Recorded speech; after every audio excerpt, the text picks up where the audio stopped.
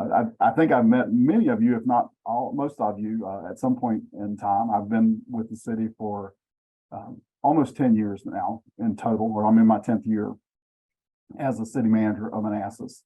I came to Manassas from North Carolina, where I had a career in local government there, working in various parts of North Carolina, but primarily in the Piedmont Triad area, Greensboro, High Point, Winston-Salem area there for almost 30 years before coming to Manassas.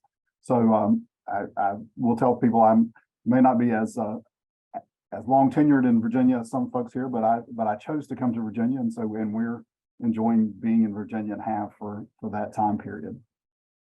I think Manassas has a lot of real strengths that people don't realize, and a lot of misperceptions of what Manassas used to be versus what Manassas is today. But just a little background on the city. I think, again, most of you are familiar, so I'm not going to do a whole lot of this, but as an organization, we're about a little over $400 million annual revenues for the city. In addition, we have about almost a $500 million capital plan that we're working on that encompasses probably the next 5 to 10 years of things that we'll be doing. As a Virginia city, we're an independent city, so we're responsible for all services that are provided in the community. I have about almost 600 full and part-time employees directly reporting to the city, and probably as many contract employees, some of which we work with Prince William County and Manassas Park on doing things like the judicial system, public health, mental health, the area agency on aging, adult. Well, we actually partner with Prince William County on the jail that's actually inside of our corporate city limits, but all services are responsibility of the city. So we're providing all the things that you would expect from any locality, be it a city or a county if you come from some other place. So police, fire, all your public works activities, streets, roads, stormwater, garbage collection, your planning activities, legal activities, our code enforcement. We're doing social services that we do. We do engineering. We run several utilities, water, sewer, stormwater, electric, an airport, which many people don't do. We don't run gas, so we're not competing with our sponsor today. But we do run a significant number of utilities in the area. We do economic development. Patrick maybe reports to me, but he works for all of you in the community, just like I do. And then our typical the structure of things we have to do: finance, our accounting, our purchasing, human resources. All of those things encompass what we do as a community. I didn't mention transportation. Education, we do have an elected school board that's separate, but we are a primary funder of the education system in the area, and we support the Commonwealth Attorney's Office, the County Sheriff's Office, Clerk of the Court as well. So really a broad range of activities. So if you're looking at it from many of you from your own business perspective, we have all of the corporate issues that everybody else does, but we have, in terms of lines of business, probably one of the most diverse organizations that you'll find anywhere in the country, right along with some of the huge ones that are here in many cases more lines than even some of our large businesses here in the city. I think we're fortunate in Manassas. We're, as a community, about 10 square miles, with about 43,000 residents currently, but we really have a much larger influence in outside of that 43,000 folks. When you look at people with a Manassas address, many of whom think they live in the city of Manassas, that gets you closer to probably 170,000 people. So that's a large part of Western Prince William, and we're kind of in the core. We would say we're in the heart of that area. and become the hub of where many of those people come to or associate with. When you're out talking to people across the country, most folks say, yes, I've been to Manassas, when they've been to the Manassas battlefield. And they may or may not have been into the city per se, but they associate from the battlefield all the way this whole area as Manassas.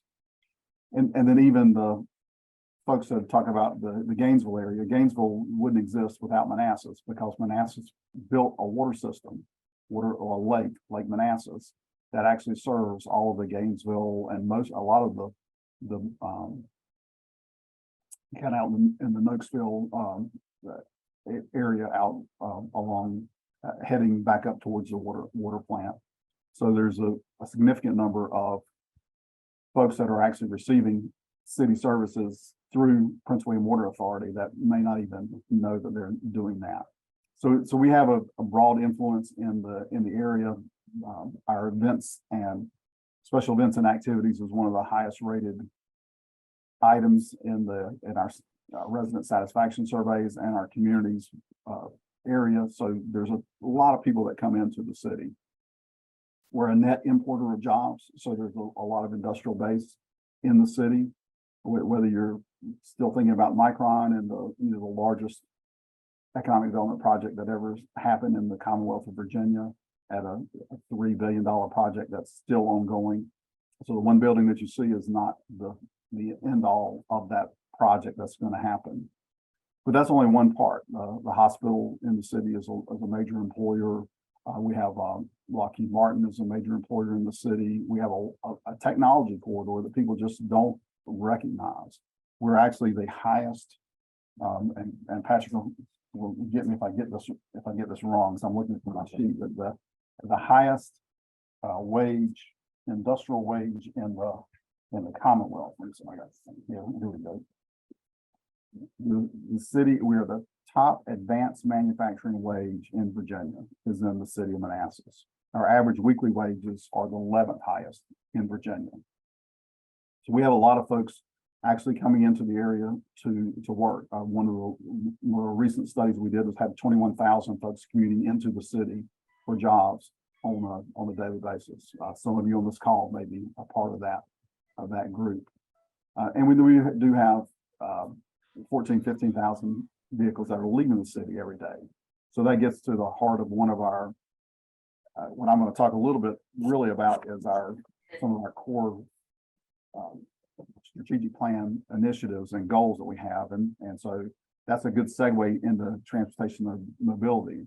And Margo and I were talking about that just a little bit before we got on the call. There's a lot of issues related to transportation, and we as the city have a part of that, but really don't control the whole part of what's going on there. So in transportation mobility, we're looking to try to help folks in our community be able to have multimodal options to get to where they need to go. The best option, and one that we promote a lot, is for people to live, work, play here in the city of Manassas. So if you're working in the community, we encourage you to live in the community. And if you're working in Maryland, then you have to decide whether the quality of life is worth it for the commute that you're going to have to make every day. But that gets to the bigger regional issue, and I know several folks on the call or have a part of that issue that's going on.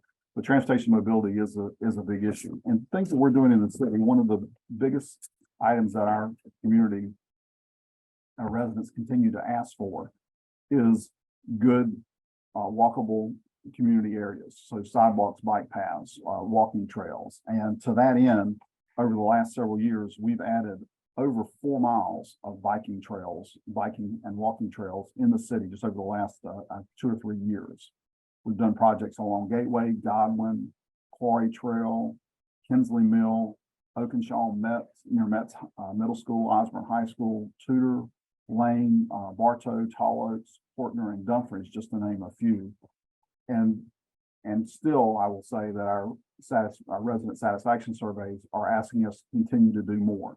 So both that is to give people options of how to to get to places they want to go without getting into a car and into traffic, which helps everybody else that's trying to commute along those lines. And so we're doing a lot of projects like that. The Grant Avenue project is a streetscape improvement project that will enhance the sidewalks and the walkability of basically from the Georgetown South area through the new development that'll be going on across the street, which was the old Holmes Heights area, all the way back towards the high school and into the downtown. It's a prime area would be very walkable for people to get into the community. And so we're spending a lot of planning time in that what we call the south of downtown area, making that a walkable, developable community. So you're going to be seeing a lot of new housing going on there. Our public safety building has just recently opened up there along Grant Avenue. It's not open to the public. We've got employees moving into there, but that's a $40 million addition to that corridor that's going to help us with public safety issues for generations, for many decades in terms of helping improve that corridor.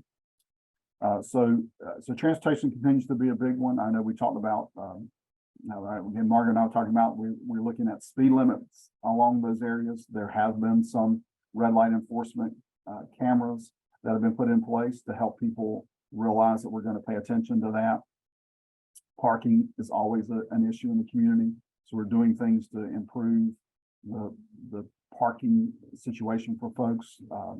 People tell me that they love coming into downtown, but they have a hard time finding a place to park.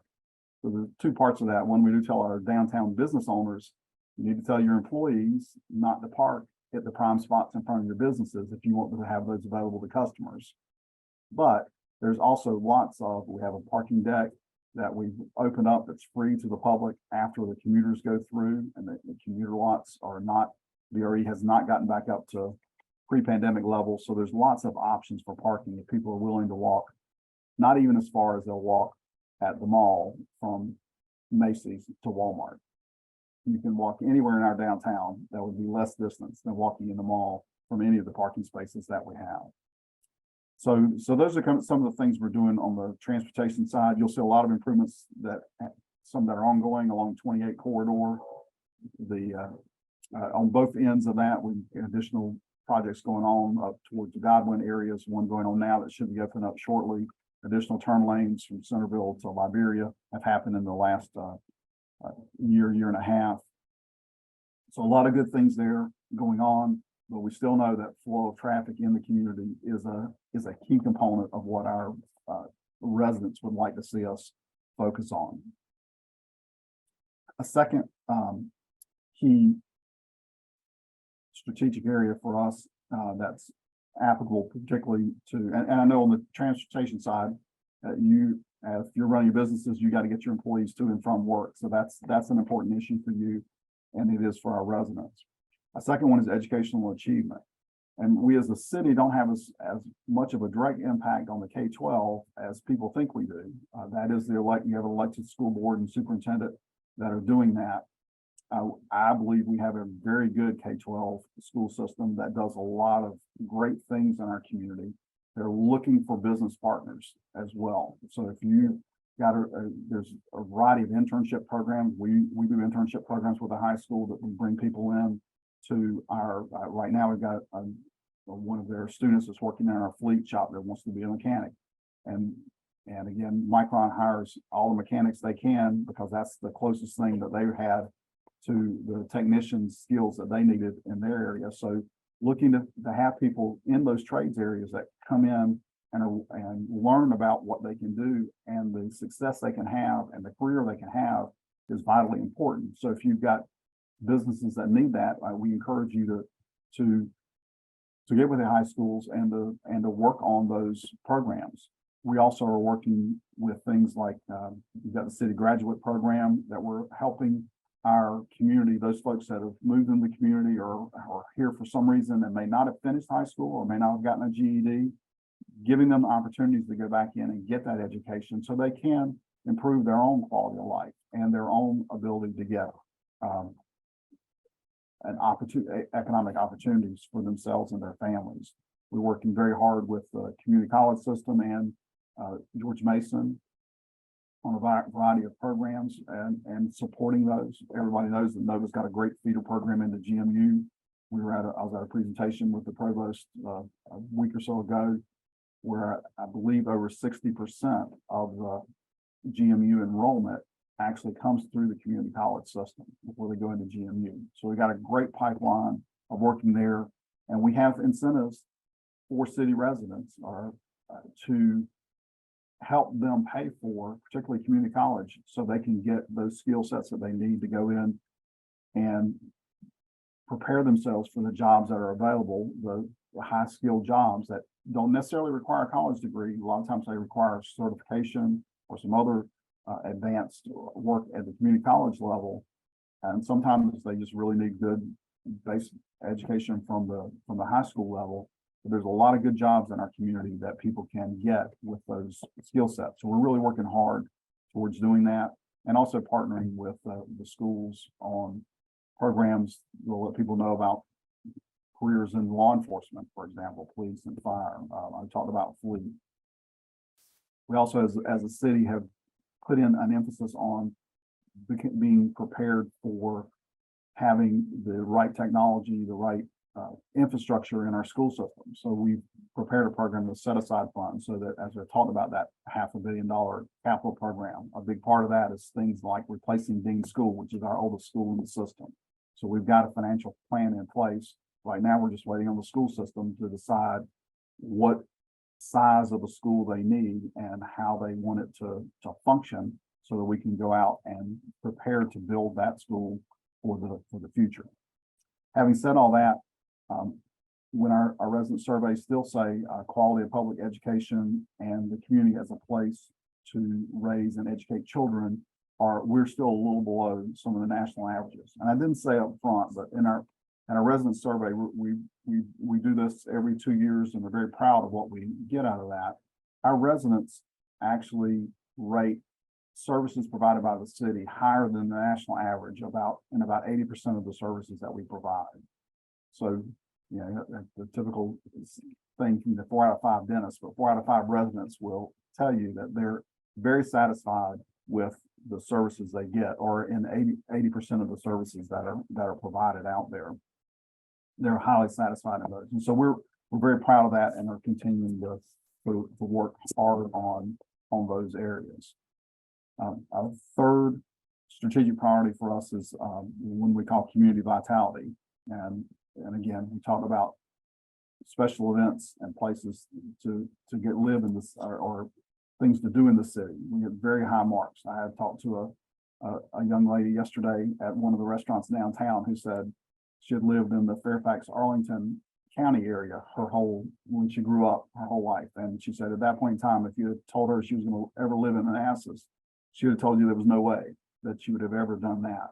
But now she lives in Manassas and loves being in Manassas, lives and works here, and says she's proud to tell people that she's from Manassas and the things that are going on here. So that's what we love to hear. So in the community vitality, I talked about public safety.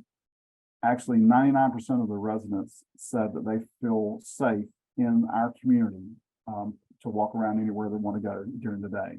We ask about that at night. It's about in parks and in commercial areas. We all are well above national averages in that public safety. We have a CALEA accredited police department that's doing outstanding community relations and working with folks to make sure people feel safe in our community, whether they're visiting or they live here. And I would tell you that there's no areas in the city that I have any problem in going to at any time. Like anywhere, you need to be conscious of your surroundings, but this is a very safe community. We have our police department does a great job there. In terms of, again, enhancing community vitality, there's things that you can see going on in our community. We've got the museum expansion going on in our downtown, right in front of what's considered the city green. So that's going to have a very nice open area in the front of that. The wall has been torn down, and so that's going to be a much more open, event-friendly area there for the future. So we're excited about that, and it's going to have community space inside to allow for lots of other events. When I first came to Manassas, I thought this must be the wedding destination of the area, because everybody was around the train depot and the Harris Pavilion with pictures, wedding pictures. And so this, I think, will help enhance that, what's going on. There in the community vitality, be great reviews from folks on the downtown and the amount of what's happened to our downtown in terms of the renovations and revitalization of it. Again, if you think 30 years ago, if you were around there versus today, it's just vitally changed as to what's going on.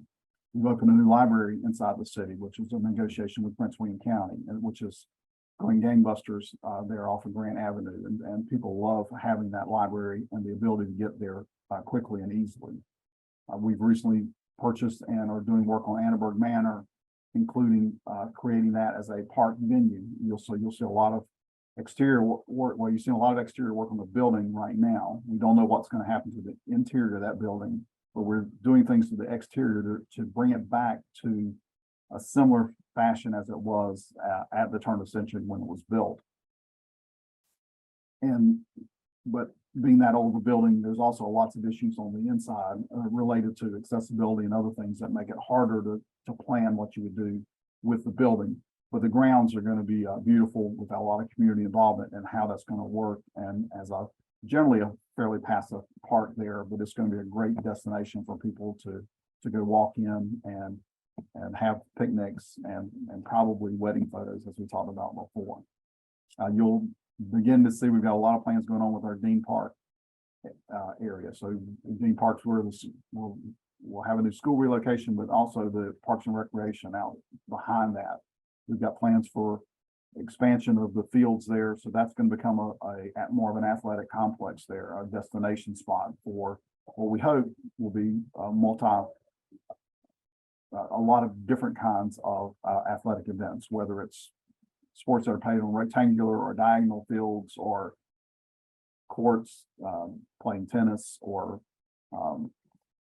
pickleball, or any number of things that are out there. The new dog park's been open out there. If you have a dog, it's a great place to take them. There's a skateboard park for your kids that we're going to continue to be enhancing. So there's lots of great things going on there. And then the one area that we still get a lot of questions about is housing in the community. So as I mentioned before, we got Van Meters doing housing along Grant Avenue, which is really spurred on by the activities we've got going on Grant in terms of doing additional streetscaping, the public safety building, some other activities there has spurred them on to go ahead and buy that property, and they're going to do additional housing there. But there's also housing. We've done some low-income housing at Corey Station. We've got a new project going on with People Inc. On Prince William Street that's happening.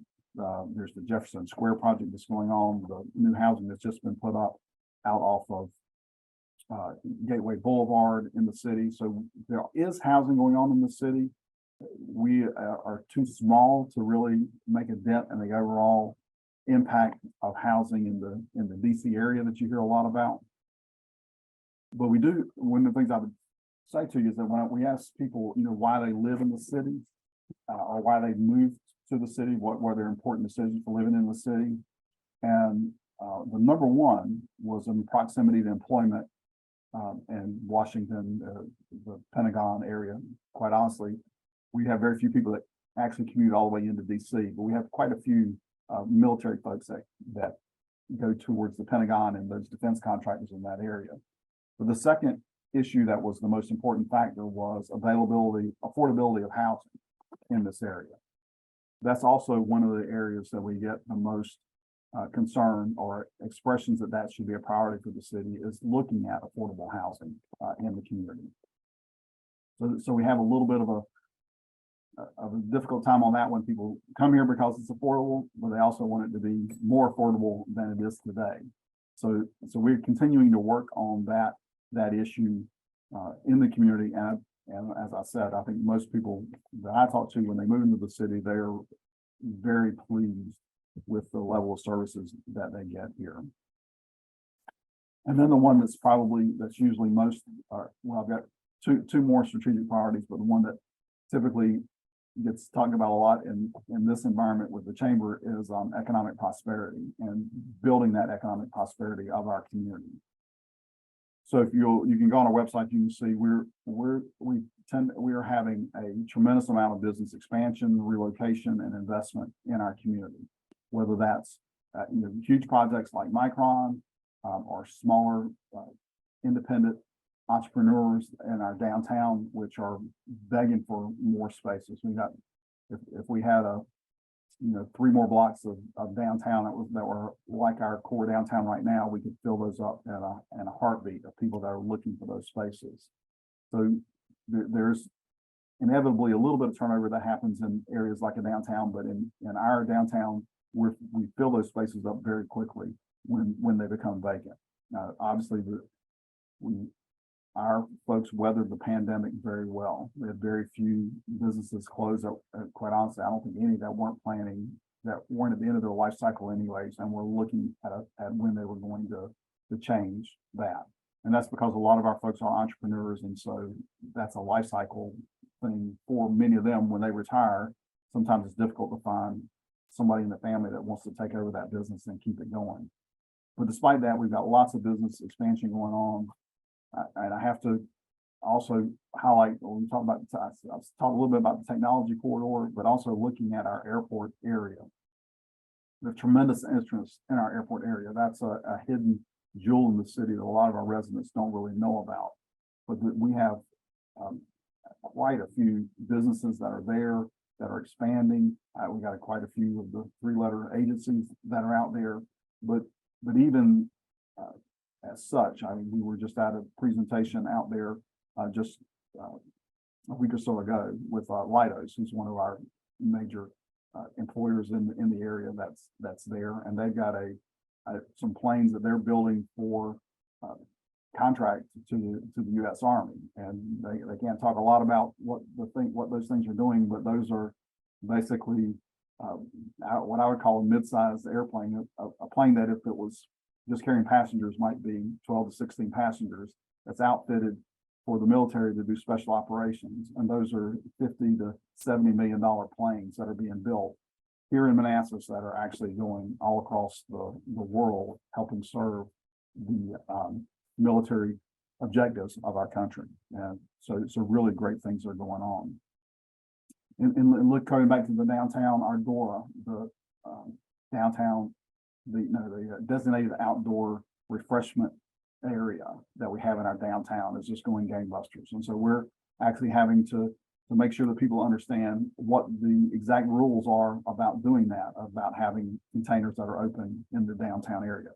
But as a part of the pandemic, we loosened up. We allowed a lot of business to have extra space to do things that would help keep them going through the pandemic, and found those things have been very successful and are going to keep continuing those, working with Historic Manassas Incorporated in those areas.